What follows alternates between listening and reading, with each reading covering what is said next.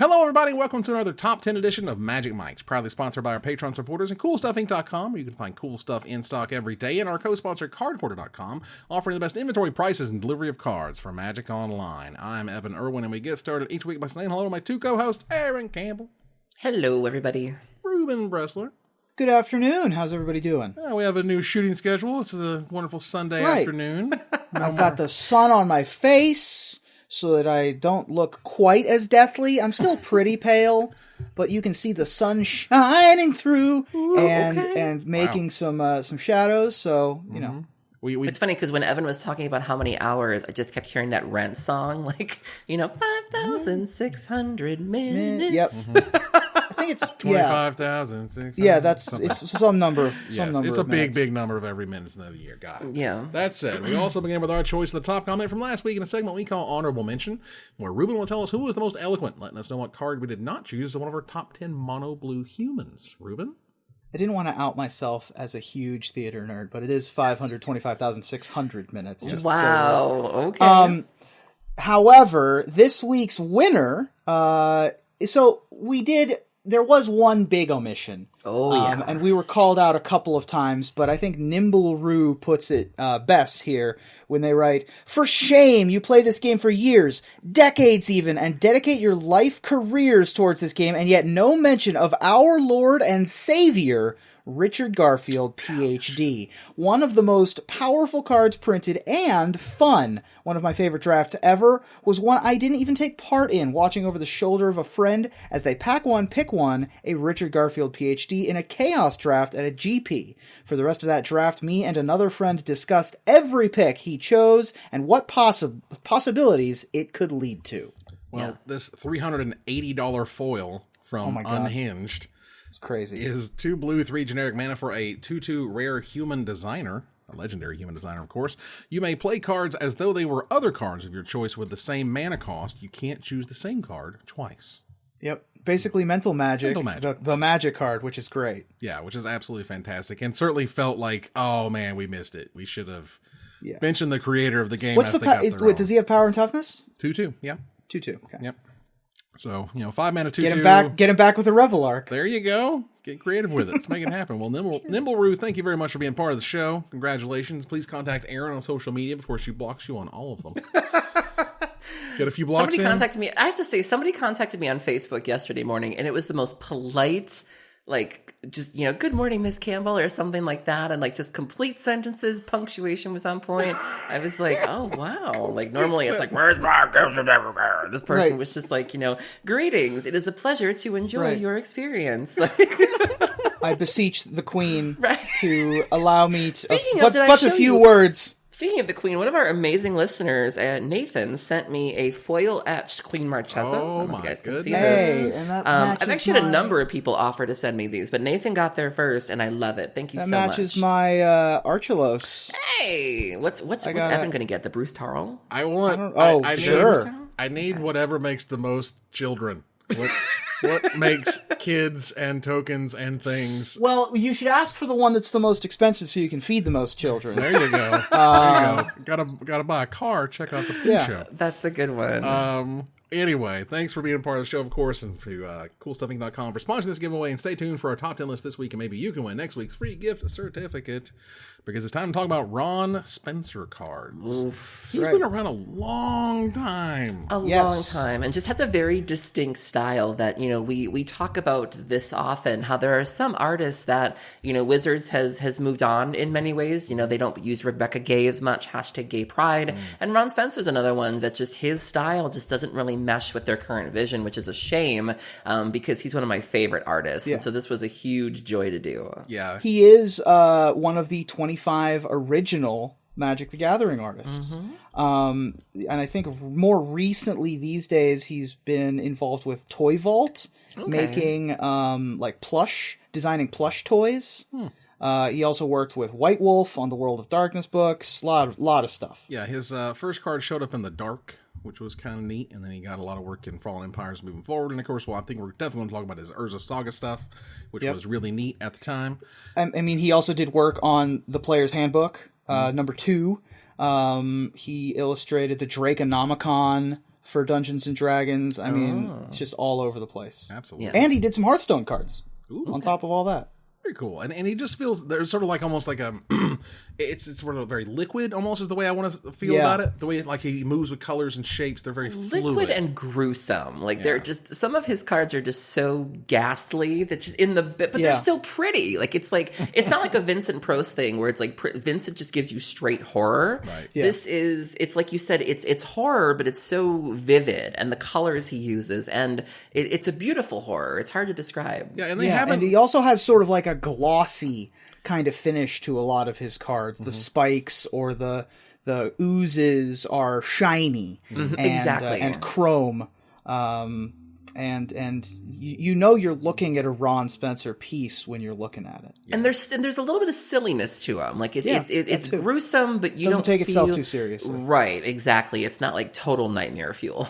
I mean, the new Chatter the Squirrel from the Secret Lair was done by Ron. Yep. And it's just that sort of, it's just the feeling you get. Like they're having fun. You can feel that kind of energy. I will say that my favorite piece of Ron Spencer art isn't a Magic card. It's my honorable mention, which is the playmat that sort of launched this new playmat craze maybe 7-8 years ago at this point, which was the Goblins versus Squirrels playmat from Grand Prix Columbus. And then later he also did the Platypuses versus Goblins playmat. Yes. Both of which are spectacular. Yeah, but those were huge hits. Yeah. And Wizards hasn't necessarily sort of abandoned him per se. They did come back for Doubling Season and Manicript and Brainstorm in Double Masters. So that was great for the box toppers, which is great. Yeah, I mean, to be clear, they haven't abandoned him, but, they definitely have, like, a stable or, like, a roster of artists that they like to pull from, and he's just not someone who sees a consistent... like usually there are some artists that you can expect to see just about every set, and he unfortunately is not one of them, but he should be. Right. He's sort of in that when they have a special product or a special promo, they'll pull the Ron Spencer in to make it happen. That said, we're going to talk about 10 of his works. Let's go ahead and move on to number 10. Reuben, what you got? So this is a card that just brings me joy every time I see the art, every time I read the text. It's one of the first rares I ever drafted. It's just an adorable card, and it is terrible. My number 10 is Goblin Bomb. Goblin Bomb is a colorless and a red enchantment from Weatherlight. It's part of the reserved list. Get your copies now. At the beginning of your upkeep, you may flip a coin. If you win the flip, put a fuse counter on Goblin Bomb. If you lose the flip, remove a fuse counter from Goblin Bomb. And then it has the following activated ability. Remove 5 fuse counters from Goblin Bomb and sacrifice it. It deals 20 damage to target player or planeswalker. What a way to go. This was one of those things that was teased, like there's going to be a card that deals 20 damage in one go. Yep. You're like, oh, I wonder what it does. And then it's just complete absolute garbage. And exactly. And they would just do this over and over until they oops, a Dreadnought every once in a while with Fricks and Dreadnought. Right. But, a lot of these cards are just silly with almost unobtainable conditions to use. Right. And this is like a Dark Depths before Dark Depths was a card. Yeah. You have to flip a bunch of coins. You got to do some crazy stuff to get here, but... But we play Magic to feel something, isn't that right, Aaron? Exactly, and this is so endemic of, or this is so symbolic of goblins. With the randomness. If it does work, you're going to have this amazing story to tell. But if it doesn't, it's just going to kind of fizzle. And the art is amazing. I would not be mad if I died to this in an EDH game. I'd be like, you know what? I couldn't even be mad about it. You did it. You flipped. You proliferated.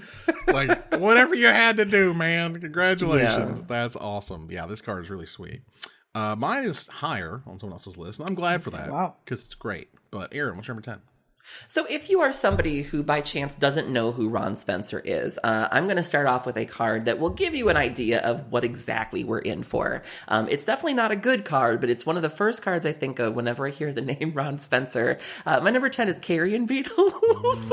Yeah, it's a good one. So Carrion Beetles is 1 black. It was printed in Urzas Saga.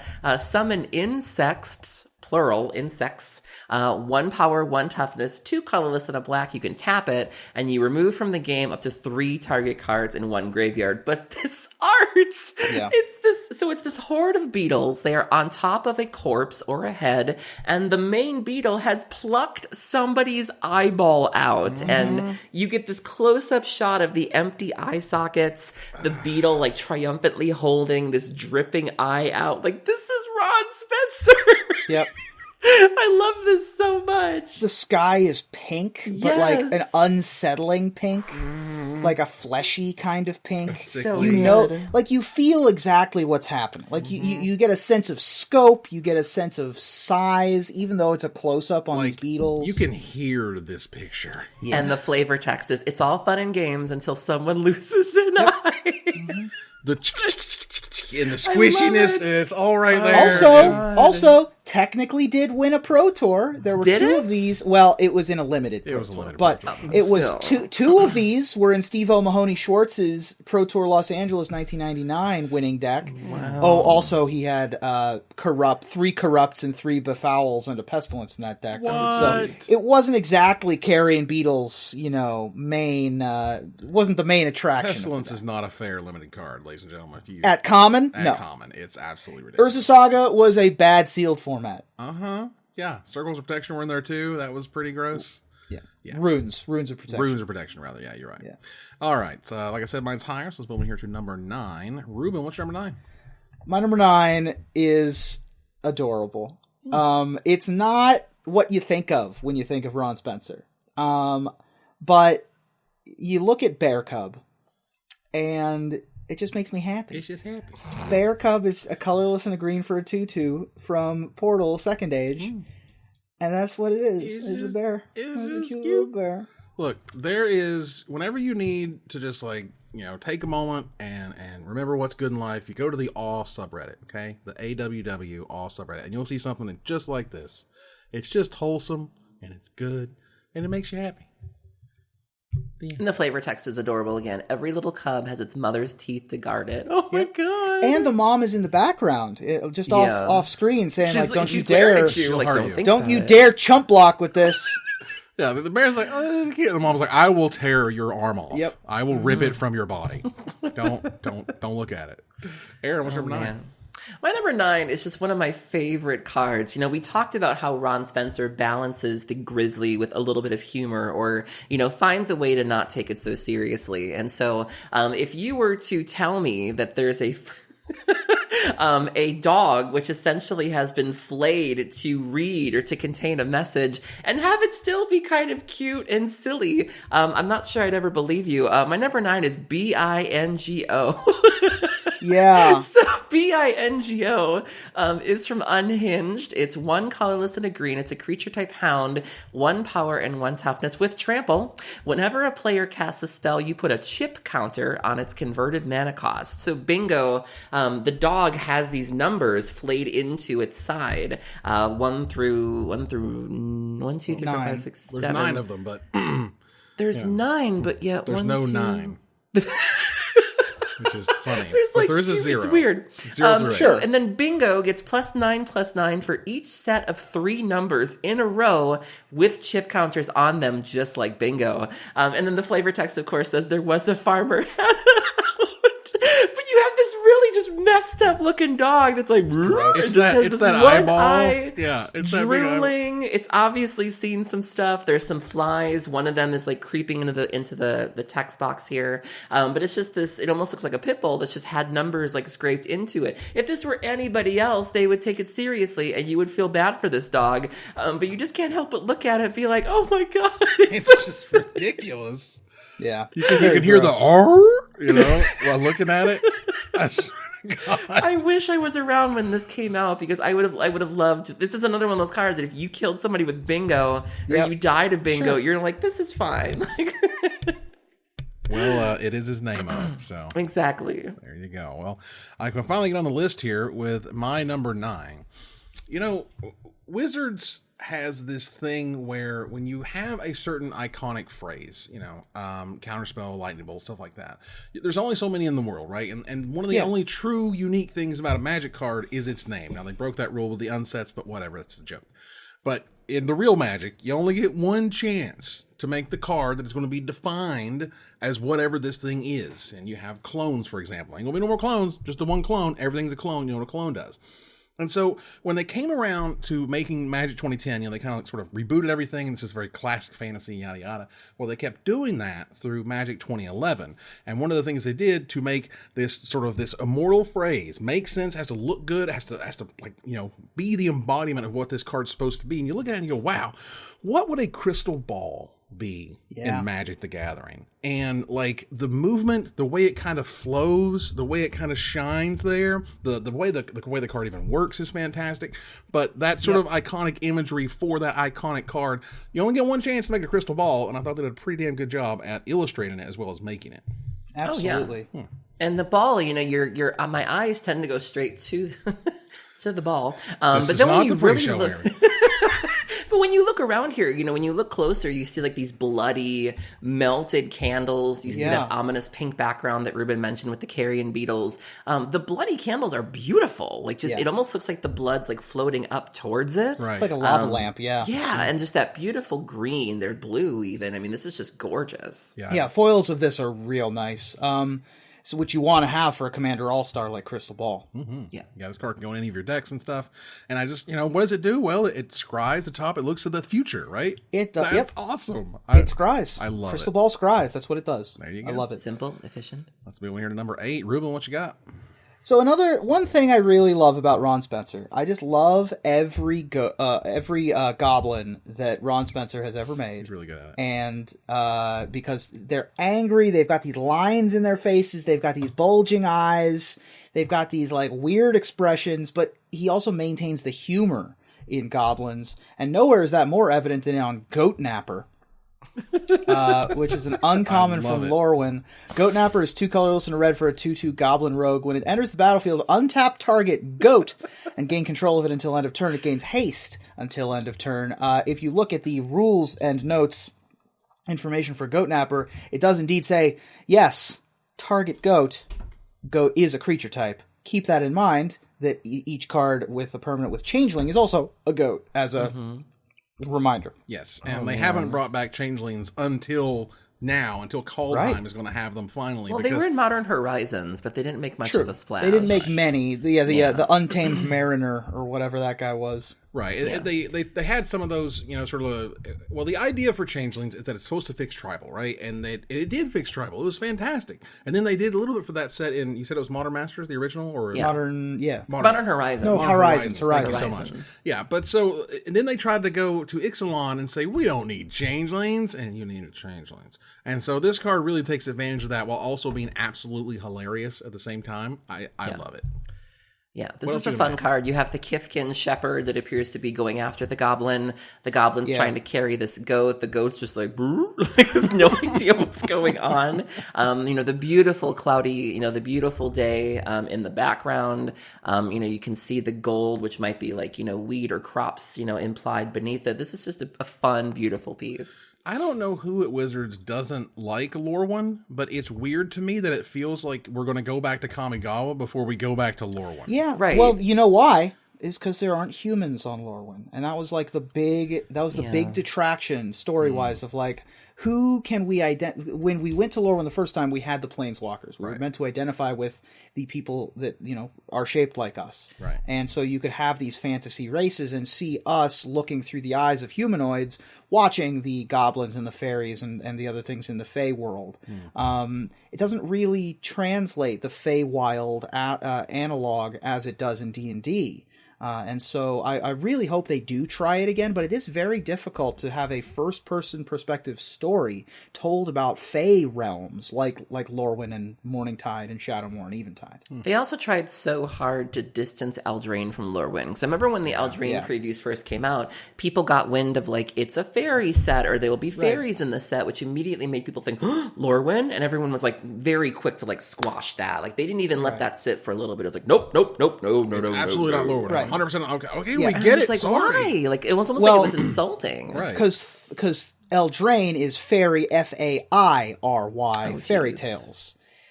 Lorwyn is fae. Hey. But it was almost like they were like insulted by it, where it was like, Right, what's that's wrong true. with Lorwyn, you know? It was odd, I guess is the way to put it. That they I were love so, Lorwyn. I am like a Lorwyn apologist in a way that Evan is a Kamigawa apologist. And I would like nothing more than to get my hands on more Kithkins and Ron Spencer illustrated goblins. I mean, it was the most complex limited format of all time. Oh, it was horrendously bad for new players. Everything was an onboard trick. It was gross. And damage prevention. Remember when they had so much damage prevention on activated abilities? Whoa. Ridiculous. It was insane. Aaron, what you got for number 8? My number 8 was recently featured in a collaboration between Wizards of the Coast and was it Brain Dead? Brain Dead. That we recently talked about. We are brain dead. We are brain dead with various sorts of merchandise, and this is another card that I think of when I think of Ron Spencer. My number 8 is Plaguebearer. So Plaguebearer is one colorless and a black. It's been printed exactly once in Exodus, which you can get for less than $1. For 1 power and 1 toughness, you get a summon zombie with X, X and a black, and colon. So you can repeat this as much as you'd like without tapping it. Destroy target non-black creature with total casting cost equal to X. But what really gets me about this card is, again, the art. You have this clearly infected zombie with this massive, like, bulbous jaw that detaches, hinges off. Like a frog gullet. And then like just blows a bunch of plague at this poor person who just decays instantly. And so just when I think of this card, I think of that massive lip, the hand underneath holding the person still so they can just belch this disease on this person. And I was so happy to see this on some of the merchandise with the new collaboration. I'm like, this is Plaguebearer. This is my number 10, by the way. This card is ridiculous. This thing's metal AF. I mean, So seriously. nasty. It's gross. It's like over the top. It's like you didn't need to go that far, but he did. They're burping them to death. Like they're holding them so they can burp them to death. It's just there's a lot going on. It's no mistake that We Are Brain Dead put Plaguebearer on a tote, put I think it's Lightning Dragon on a track jacket, like used multiple Ron Spencer pieces in their limited collection. Yeah. Because there's so much life in it. Like you can, like when you look at that piece, it flows that way. It's movement. It moves diagonally. You can't help yourself but to feel that like bleh, kind of movement in the moment. It's great. All right. So again, that was my number 10 because it's awesome. But my number 8 is a card kind of similar to Plaguebearer in that I feel like when you look at it, it kind of you feel it, like it can give you like the heebie-jeebies because you're just like it's just like there's the Make Me Suffer subreddit where you watch people do things that would just make you and like this feels like this painting is right in there, and it was made back in Fallen Empires, and it's back when you could just be gross for gross sake almost, and there's no background, you just see Neckrite licking a blade and you go and it's just there's blood dripping down it. Is it his tongue's blood or did he do that, or is it and then there's like a bug on his forehead and some on their shoulder and it's wrapping around. So Neckrite is 2 black and a generic mana for a 2/2 creature Thrall. It says whenever it attacks and isn't blocked, you may sacrifice it. If you do, destroy target creature defending player controls. It can't be regenerated. This is when Thralls were a thing. Remember when Thrall was a really pushed creature type that was the focus of like the whole Fallen Empires thing? Pushed as in on lots of cards, definitely not that good competitively. But it was a thing. Even recently, I was thinking of building an Endrick Sar deck for something, and I was like, well, surely there must have been like some more Thralls throughout the years, and they've really given the Thralls to the Orzhov. Like, it's really become an Orzhov thing now, where they're kind of black-white. But yeah, I remember for a while, Thralls, it was Thralls and Saprolings and Funguses and Fungi. And, I mean, Fallen Empires was one of the first real, tribal sets. There were goblins and dwarves and stuff, and, goblin grenades and things came out of that set, so it's nuts. All right. I'm making this face a lot in this episode. So here's number 7. Reuben, what you got? Number 7 is a card that does not make me make that face. It's super cool. Like, this card is like aesthetic AF. This card is just like, in the early 90s when you had like starter jackets. Remember the starter jackets were like a Yes. thing? Oh, like the yes. big puffy jackets. And you had a team name on the back. You had a and the team special name on the zipper. back. Yeah. That's right, exactly. So when I think of those, there are a couple of color patterns, aesthetics I think of. And for me, the one that sticks out in my head is either like a Florida Gators or a Denver Broncos or a New York Knicks, but it's orange and blue. And I look at Quicksilver Dragon, and I'm like, that is the coolest looking dragon that has ever existed in ever, especially on that Onslaught frame. Wow. It's really like, it's so cool. Wow. Like, it's just it just oozes attitude and cool. Quicksilver Dragon is 4 colorless blue, if you care, for a 5/5 flying dragon with morph of 4 colorless and a blue, which means you can play it face down as a 2/2 for 3 and turn it face up for its morph cost. And it has an activated ability of pay a blue mana, if target spell has only one target and that target is Quicksilver Dragon, change that spell's target to another target or to another creature. Quicksilver Dragon.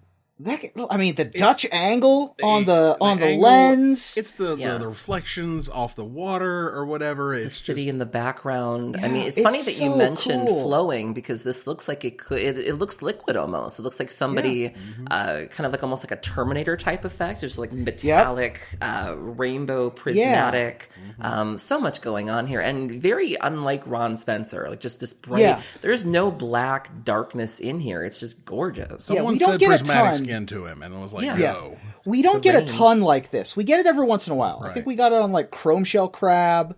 We get like the reflective, cool, like you said, Terminator 2 T-1000 style effect. And man, And this foils card just is are the coolest. Oof. The foils are no joke and also almost $10, so that's good. All right. Aaron, what's number 7? You're muted. I'm sorry, I was trying to get my card loaded again. I'm sorry. all right. My number 7 is the first hire on my list. I have 2 hires this time. That's the first one. Oh, terrific. All right. Well, then I'm going to put that right there so we can see it.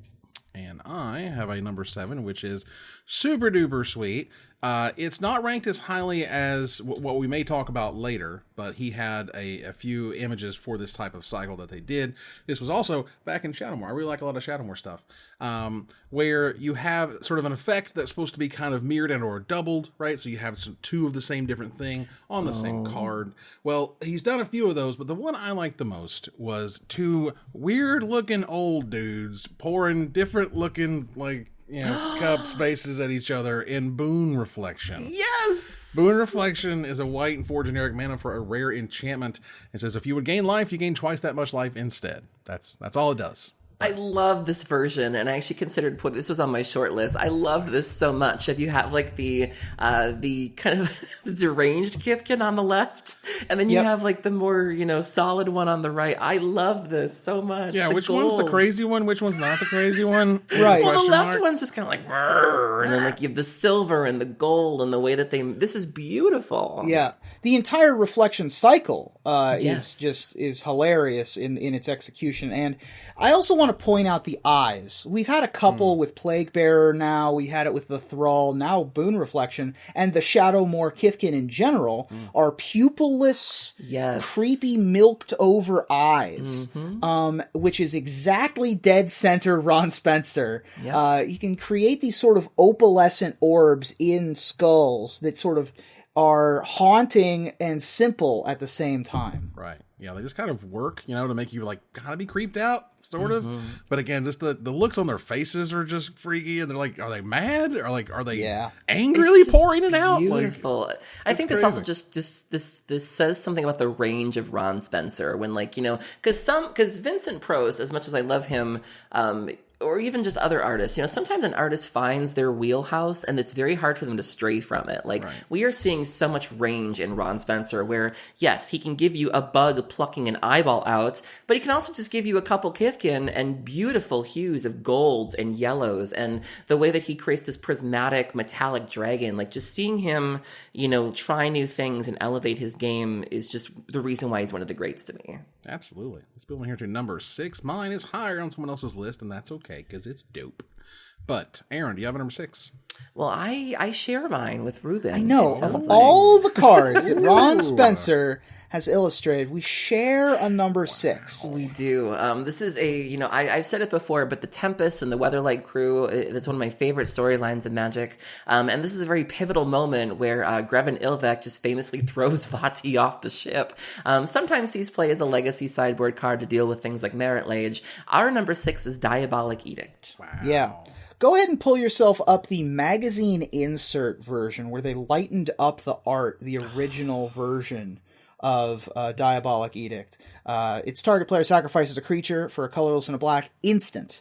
Again, has seen lots of competitive play, but we're here for that art. You can see Grevin with the yeet in the background, tossing over He's the in edge. full yeet mode, y'all. Full yeet mode. You can see Vadi questioning all of his life choices, falling towards the earth, those tendril dreadlocks flowing through behind him. What great angle on from underneath the Predator. Yeah. You get, I mean, there's like nothing quite like the angle and this is a wonderful like illustration. perspective of this card. And such a nice reverse to like Fatal Push. For Fatal Push, they made the decision to like zoom out and like really, and I think that takes something away from it. This, you feel the terror of like the falling and everything being blown back with him and him being, as my dad used to say, like ass over tea kettle or like something over tea kettle. Yeah, Ass over tea kettle. That's right. the I one. mean, you Sure. see his feet, like bare feet, but you also see the face, and so you cannot mistake that this person is He's falling. mid tumble also. Yeah. Like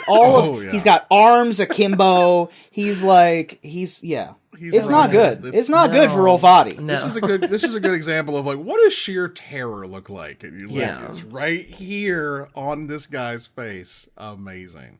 Well, that's a fun shared number out of nowhere. Very nice, you guys. Yeah, right? We want to hear to number 5. Reuben, what's number 5? My number 5 is my cheat for the top 10. It's actually 3 cards. But it is 3 cards that were all printed together in Unsanctioned. The first one, of course, appeared in Unglued. The second one appeared in Unhinged. Here we go. And the third one appears only in Unsanctioned. My number 5 are the combination of Infernal Spawn of Evil, Infernal Spawn of Evil, and Infernius Spawnington III, Esquire. Jeez. I'm not going to tell you what they do, because there's a lot of text, but basically they're enormous demon beast grandchild creature type things that have some number of abilities, and they have adorable art of mice on Infernius Spawnington III, Esquire. Yeah. I can't. He's got Black's Best Dad mug. He's got a baby bottle. It's got like hot cocoa, and it's got just adorable Christmas theming. I love them. See evil, hear evil, speak evil. That's right. I can't. I love it. It's a terrific like series throughout the years. They kind of got to go and revisit over and over, which is awesome. All right, then. Aaron, what's number 5? My number 5 is a card. We've talked about some very memorable ways to die so far, whether it be Goblin Bomb, Bingo, and I will never forget where I was the moment when I lost to this card. It also sees a bit of sideboard play in the Omniscience or Show and Tell decks.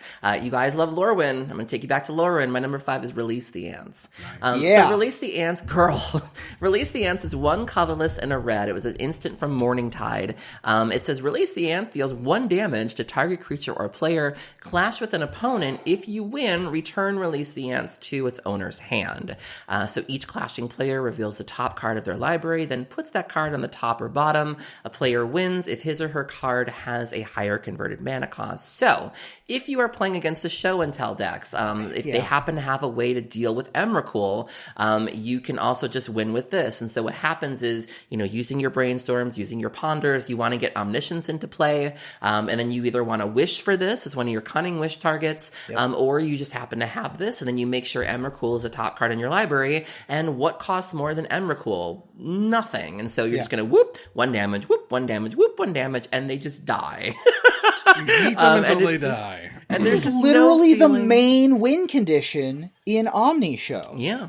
And so release the ants is a thing, but this art here, we talked about the goblins, and so you have these ants that are, going for something in this goblin's hand, it looks like. Yep. And these ants are just big and shiny and juicy and nasty, and there's just so much else going on in this background. But, you have the beautiful sunlight in the background, the grisliness of the Lorwyn gross goblins. nails. Look Yeah, at the but then you little have just puncture a win marks condition. It's just, there's Yeah. nothing else like it. where it's gotten bitten or whatever already by the ants. Yeah. So gross. Ugh.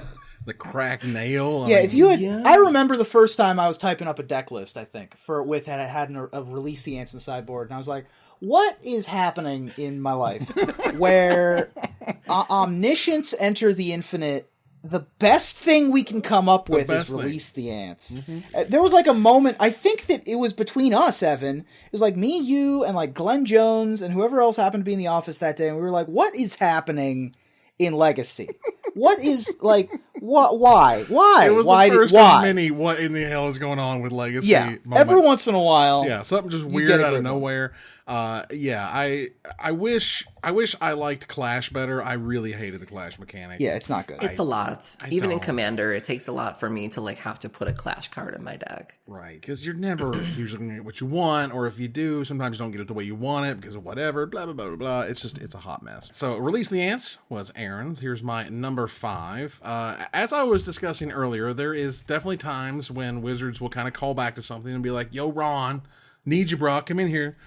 Want to call you in for a special, play or whatever. And he comes back with some amazing stuff. And one of my most favorite cards he's made in the last year or so has been the Manicript box topper for double masters. It's just incredible. The way it's set up, the light shines through and it's blowing that guy out, which is awesome. The runes on the inside, the whole setup of this thing, the chains around the outside. Manicript, for those who don't know, is zero cost artifact. It's a mythic these days, and at the beginning of your upkeep, you flip a coin. If you lose the flip, it deals 3 damage to you, and it taps for 2 colorless mana. That's the Wingdings. Goes for over $100. As it should, because it's dope. And the foil is 140. Goodness gracious. And that's just a hell of a magic card right there. Yeah, That's one way to get people. Oh, sorry. No, you're good. I was just saying that's one way to get people excited about a card that's been reprinted to hell. That's right. Like just looking at all these versions. This art, I love this art style. Like they went full JRPG level. Like this is the Earth Temple in a Zelda game. This is some cool. Like I just love that they were like, you know what? Go nuts, Ron. Do what you want. And Ron was like, I got you, fam. I'm gonna make the weirdest Legends of the Hidden Temple level that you've ever seen in your life. What does Manicript look like on Zendikar is what I would imagine this looks like. Very similar. All right, let's move on here to number 4. Reuben, what's number 4? An icon of the game. A lot of the time when they reprint cards to give you callbacks or to, put them on judge cards or put them in dual decks or whatever, the art gets improved in some way. They change the lighting or how close in the image is, but they did it perfect. Like, there's no better version of Hammer of Bogarden than the Mirage version of Hammer of Bogarden. My number 6. It's crazy. It's perfect. See? Oh, yeah. Yeah. So Hammer of Bogarden is a colorless and 2 red mana for a sorcery, originally from Mirage, ya youngins, illustrated by Ron Spencer. It deals 3 damage to any target. And for 2 colorless red, return Hammer of Bogarden from your graveyard to your hand. Activate this ability only during your upkeep. So this deck was in not only aggressive red deck wins style decks and Sly for a long time, but there was also counter hammer. The counter burn decks were basically all counter spells and then bolts and a Hammer of Bogarden. Because you could rebuy it when you had 15 lands in play. What a world. And you would just be like, all right, it's the end game, 3 damage. Pay 8 mana, 3 damage. Pay 8 mana, 3 damage. They called it back with, I think, what was it, Thunderblade Charge? Something like that, yeah.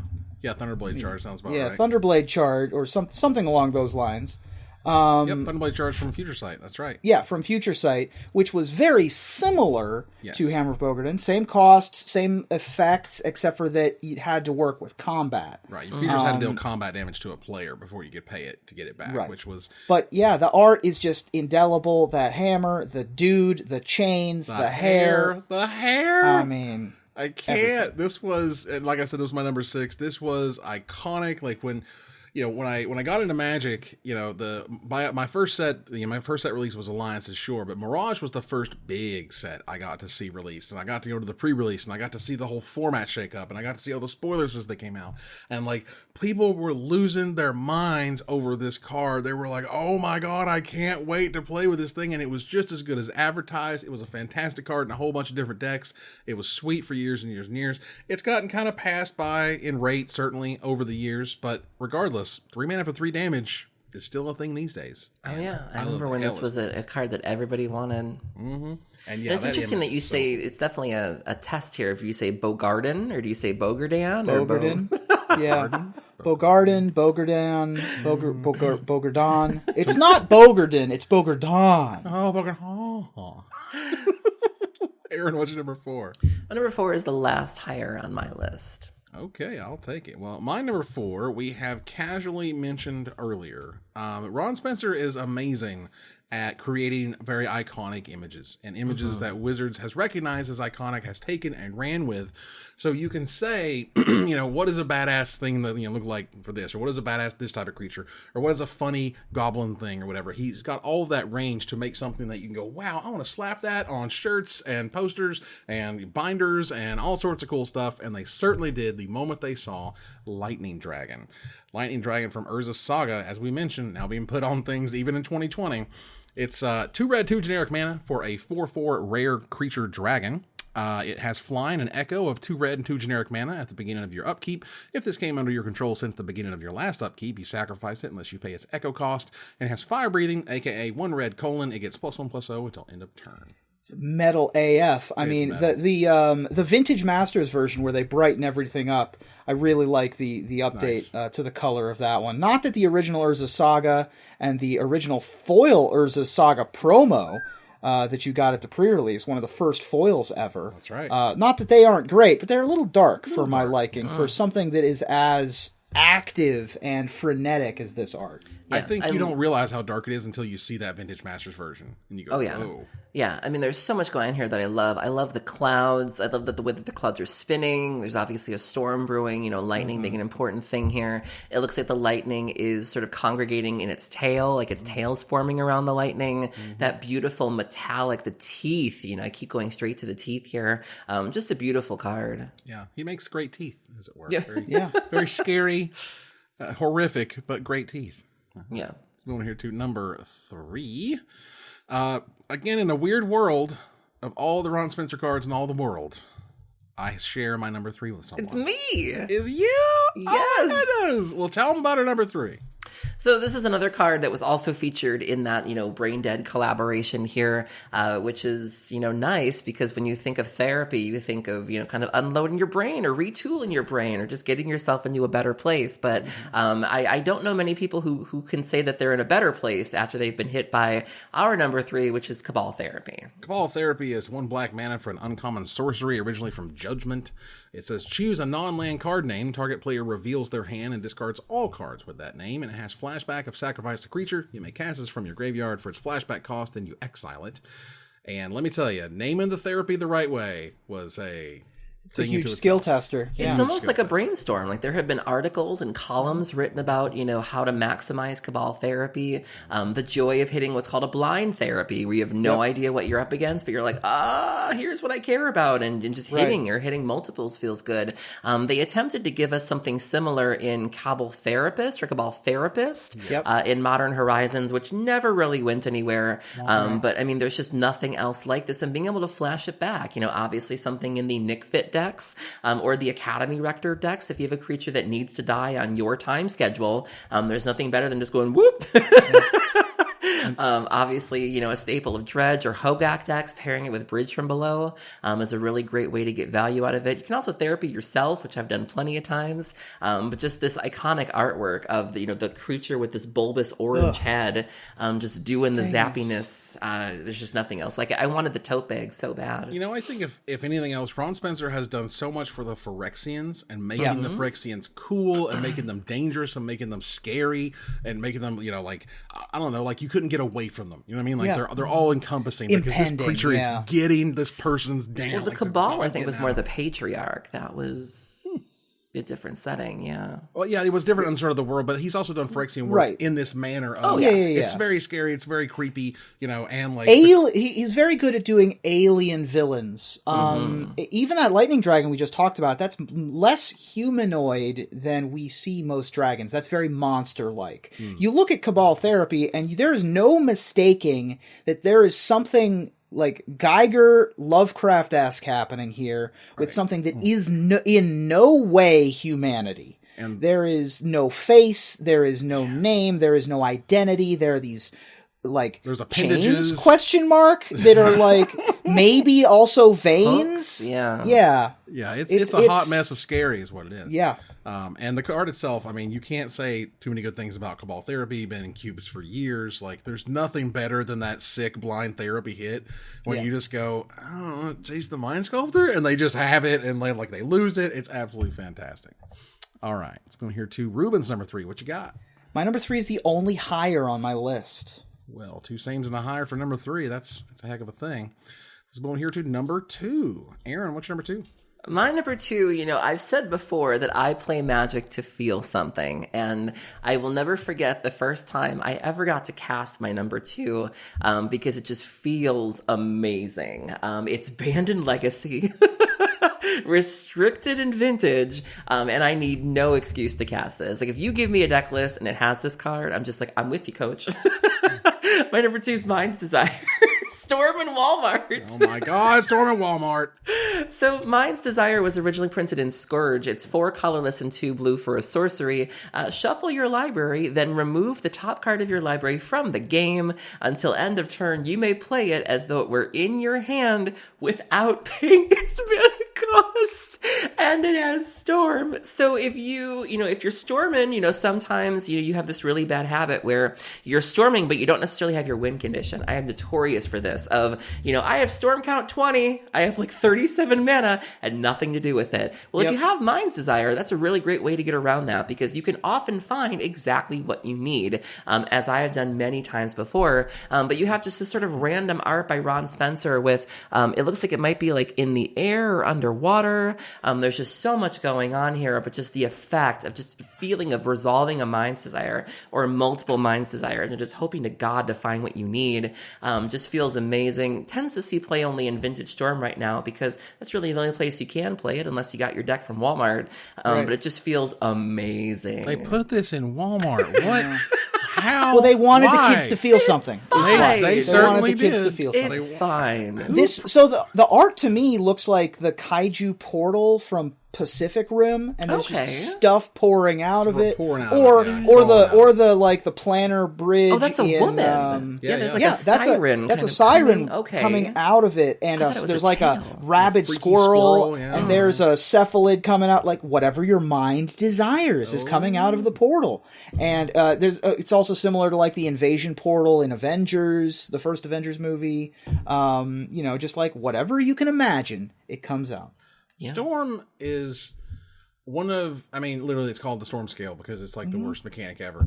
It's Wizards understands that it's exciting to pay less for things. And Wizards understands it's exciting to get free spells. And they said, what if we just did all of that in one mechanic? And then they broke frigging everything. Who thought that was a good idea? Even back then, who thought that was a good idea? I don't get it. It's crazy. Yeah. All right. Reuben, what's number 2? My number 2... we're going to back away from the frenetic. We're going to back away from the gruesome. This card is not going to end up on any Brain Dead t-shirts. The card's not going to be in any metal ceremonies. This card, I want to feel something when I play Magic. And giving target creature +7/+7 until end of turn is a great way for me to do that. But it's gotten some new art in the meantime, but there's nothing to me quite like the original Urzas Legacy Might of Oaks. Might of Oaks is 3 colorless and a green for a rare instant from Urzas Legacy. Target creature gets +7/+7 till end of turn. This was a featured part of the hidden green deck that made top 8 of Pro Tour New York in 1999, where you wanted to basically, pump a Pouncing Jaguar or an Albino Troll or something, and just kill your opponent with a green Stompy deck. But more importantly, look at this art. Look at this amazing. Hello. he's this baby squirrel is so enormous and cute. We've got scale birds. We do have scale birds. Shout out to the scale birds. Nice, We've got nice. humans sitting on a tree, Yep. looking at this giant squirrel, just hanging out, looking for some enormous nuts, Aaron. And this is just the most adorable. Lordy. This is just the most adorable squirrel picture in the history of squirrel pictures in Magic. I mean, first of all, $30 foil. Jeez. But secondly, they really replaced this with the guess wrong want to plant this guy. Like, oh my god, the 7th edition's so embarrassing. The 7th edition art was a little embarrassing. The 10th edition art is better, but there's no replacing Might of Oaks. This should have been the sweet OG reprint on Magic 2010's version. I would And the have loved flavor it. text. Suddenly she couldn't see the acorns for the trees. Oh my god. They were so wonderfully punny. Yeah. All right, so for my number 2, it's quite an ask, I think, when you say, we want you to make something that clearly I don't think has ever been illustrated before. Something that is going to show an unbelievably mind-bending effect. We're going to do it with a card that we actually crowdsourced. Everyone came together to figure out what this card was supposed to do back in, freaking 5th Dawn. Oh my lord, it's been a long time.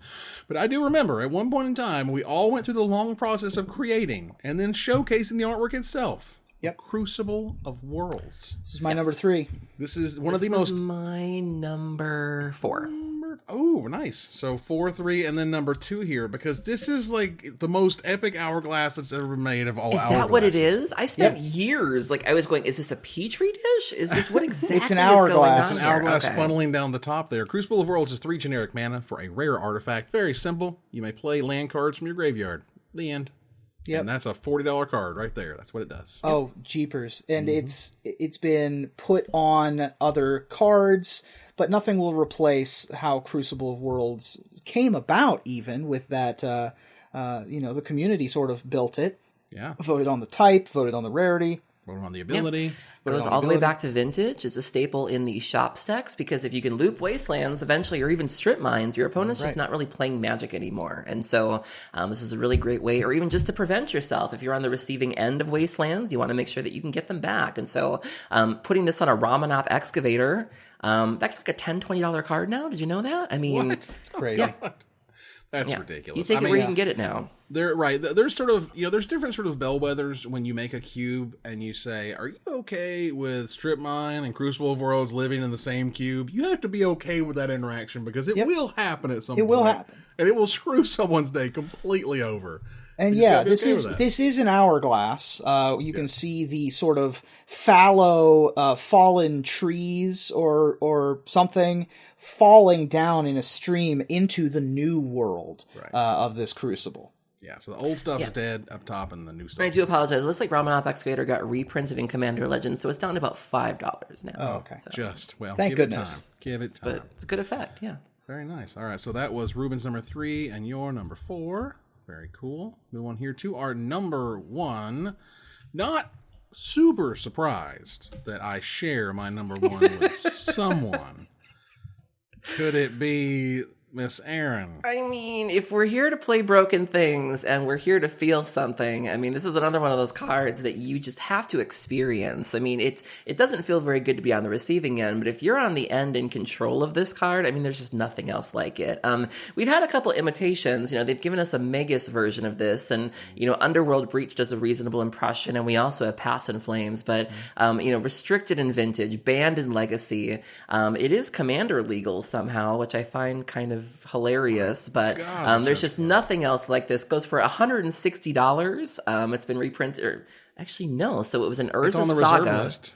It's on the reserve list, and for good reason. Our number 1 is Yogg Boss Will. Yogg Boss Will is the number 1 card I think of when someone says, what is a Ron Spencer card? And I go, Yogg Will. Yogg Will is a black and 2 generic mana for a rare sorcery.